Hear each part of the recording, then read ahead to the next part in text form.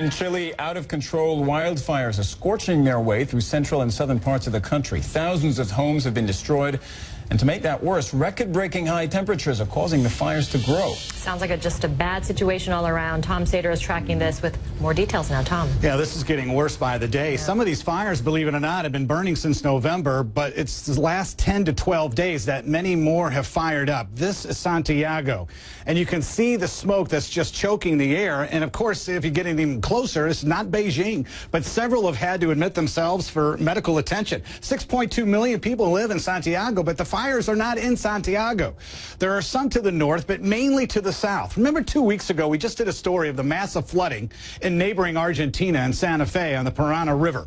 Well, you just go across the Great Divide in the Andes, and you're seeing the dry conditions and the extreme heat. More on that in a moment. But a number of fires, anywhere from maybe 100 to even over 300 kilometers to the south of Santiago. And from a space, you can actually see the plumes of smoke. So the smoke is actually making its way in towards Santiago, even though some of these are to the south.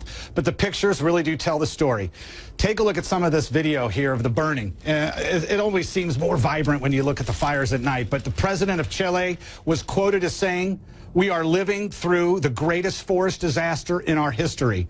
4,000 people have now been evacuated from their homes, and up to 10 people have died, including 2 police officers and 4 firefighters. And then this just happened yesterday.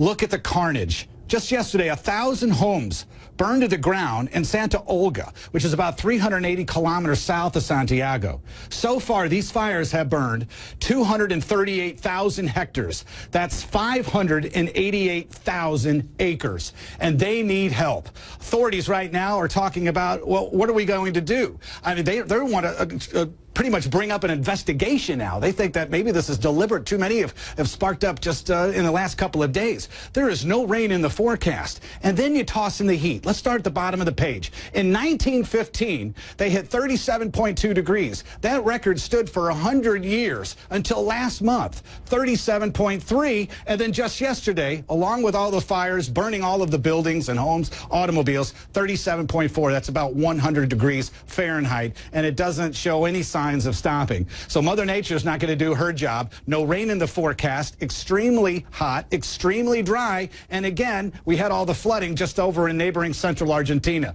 So as this pattern continues, citizens are just outraged. Where has the government been? The fires have been burning for over 12 days. Firefighters need more equipment, more help. The authorities, looking at temperatures like this, have now put out the word to neighboring countries, please give us any attention you can. Mother Nature is not helping at all. As temperatures staying, again, around 33, 34 degrees, which is low to mid-90s. The average high is 30 degrees. So this is getting out of control quickly.